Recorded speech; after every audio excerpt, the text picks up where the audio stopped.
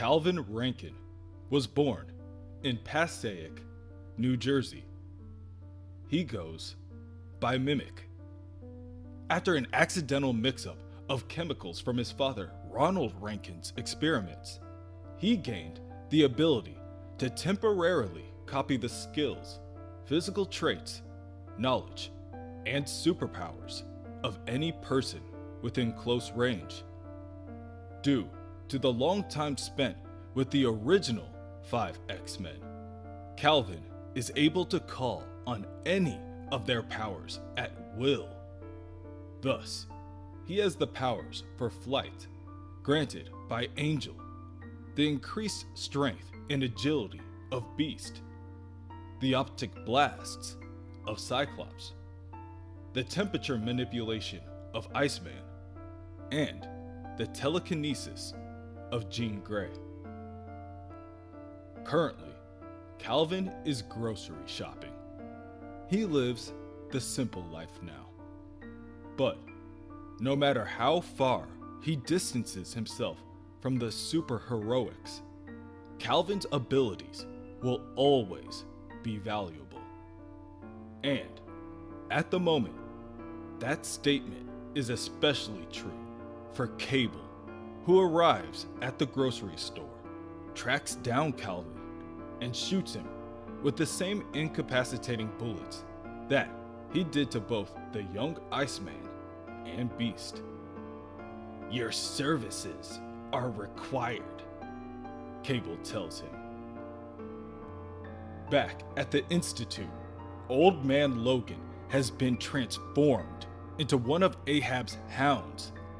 He growls as he slowly approaches the young Hank McCoy and Rachel Summers. Hank tries to reason with him, but Logan doesn't listen. He only heeds his new master's call. "Get this beast, Hound. Tear him to shreds for your master," says Ahab. Elsewhere, in Cerebro, 3,000 feet below the ocean's surface, the younger Cyclops watches it all. He pleads for the older Jean Grey to let him return to the mansion at once, but she refuses. Jean and the rest of X-Men Red, at least the ones in attendance, Nightcrawler, the Wolverine named Laura Kinney, and her clone, Gabby. Apparently, her name is Honey Badger. All made a promise to protect Scott, no matter what happens. Elsewhere, in the X-Wing, 30,000 feet above New Jersey, Marvel Girl is being escorted by the X-Force. Or rather, she has nominated herself to be part of the team during this expedition. The X-Force's orders are to keep Marvel Girl as far away from Ahab as possible. But Marvel Girl's read each of their minds, and she knows they have a hidden agenda. They're looking for Cable, the young Cable. And they're looking for answers. Well, she wants answers too. In the mansion, Old Man Logan lets out a roar before lunging in for an attack. Suddenly, the older Beast arrives. He jumps in front of Logan's claws, and they slice right across his ribcage. Beast tells his younger counterpart to run as far as he can, to get somewhere safe while he deals with this. The younger Hank scrambles to his feet and sprints down the hallway.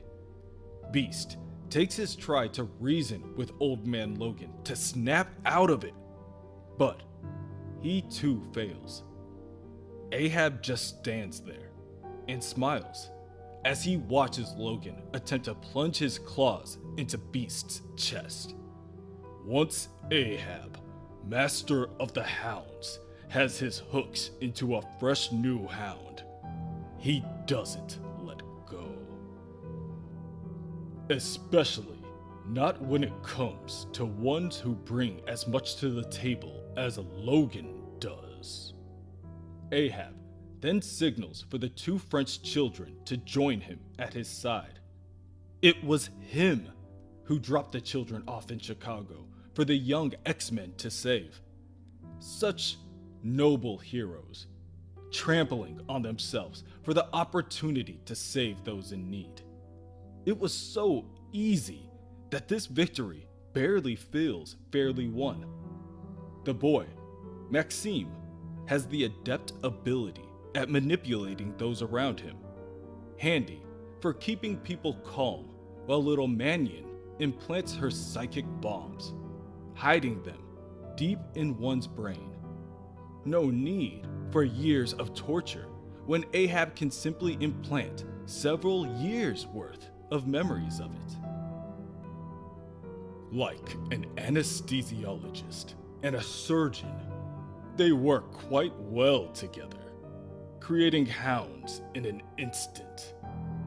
It's really quite spectacular. At that moment, Iceman glides in, shooting icicle daggers at the Hound Master. Bobby asks Ahab what he did with his younger counterpart. Ahab easily hits him out of the air, telling Bobby that he has no idea what he's talking about. Storm also joins the fight. She flies and summons lightning to take down Logan in an instant. She then tells Beast to go find and help his younger self. She will have to fight Ahab alone. Ahab demands that she hand over the young Hank McCoy, stating, "If I can't have young Beast, then maybe another. My hounds are everywhere. It can be activated with simply a snap of a finger." Suddenly, within Cerebro, Nightcrawler goes mad. He puts both his hands to his head in a desperate attempt to fight off what is happening. But it's all for naught. Blood-red hound markings begin to appear on his body. Then, in an instant, he teleports to the young Scott Summers, grabs him, and teleports away. Elsewhere, on the X-Jet, Shatterstar begins to transform as well. With a gnash of his teeth, he produces his Tekokage fist weapons and begins to stab for the young Jean Grey. In Cerebro, it is all hands on deck as Wolverine and Jean Grey begin looking for Scott. Wolverine with her heightened sense of smell and hearing, Jean with her telepathic prowess. But it is Honey Badger that finds him.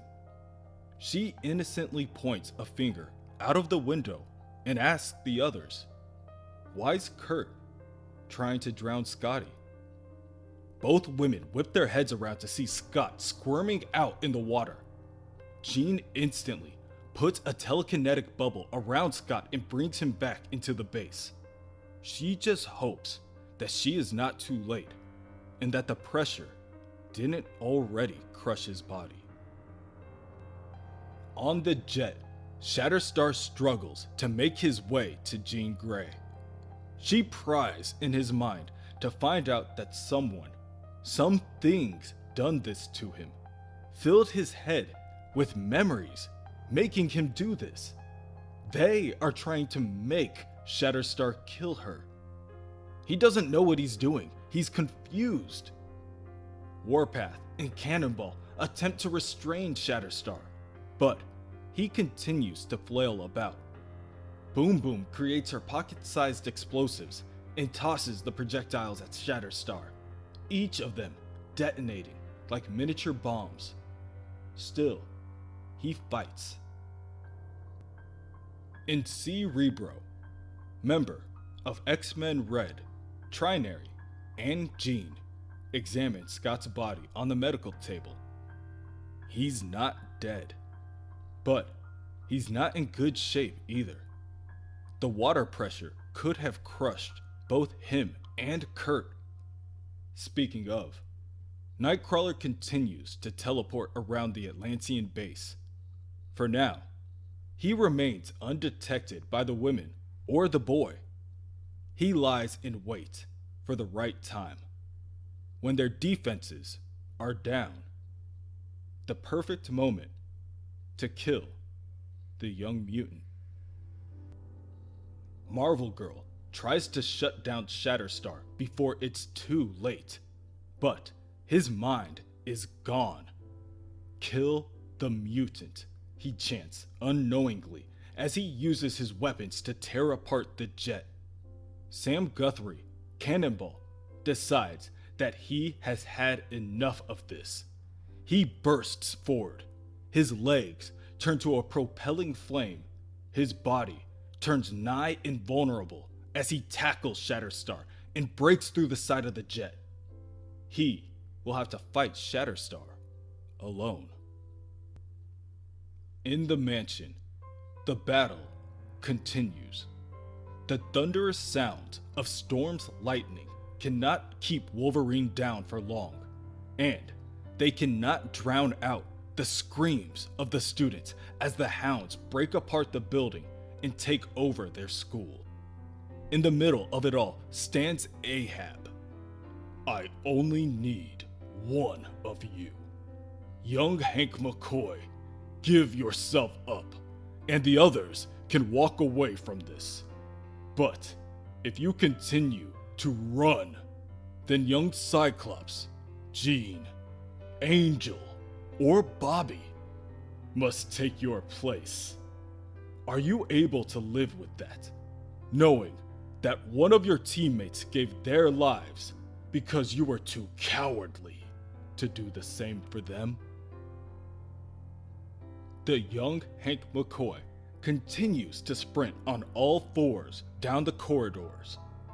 Two hounds sprint after him, his older counterpart just a hallway away. The older of the two beasts closes in and is about to challenge the hounds himself, but they are shot in their tracks. Beast looks up, still holding his side to protect from blood loss, and sees the young Cable with a smoking gun. Cable then pulls out a second pistol and fires a tranquilizer into young Hank's neck at point-blank range. This is for your own good, Cable tells him. Body slide by 2. A blue portal opens up, absorbing Cable and young Hank. Beast continues to charge forward.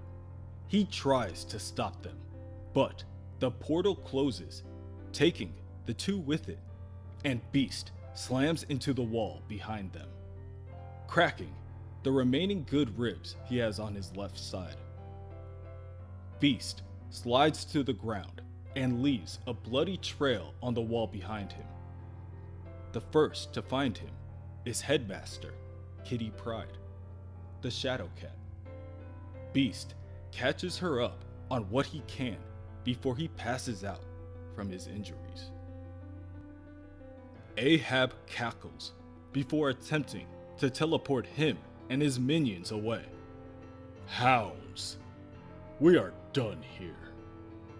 The hounds begin to glow blue, and one by one, they teleport away. As the last of the hounds disappears, what is left of the X-Men team at the mansion, Kitty, Iceman, Storm, Rockslide, Armor, and Glob, all just stand there, with no real clue on what just happened. Iceman slides in, demanding that Kitty tells him what happened to the younger Hank. She can lie if she has to. He just needs her to tell him they didn't get Hank too. Elsewhere, within Cable's hideout, a stasis chamber closes over the young Hank McCoy. Cable checks a number of different charts and readings off his computer.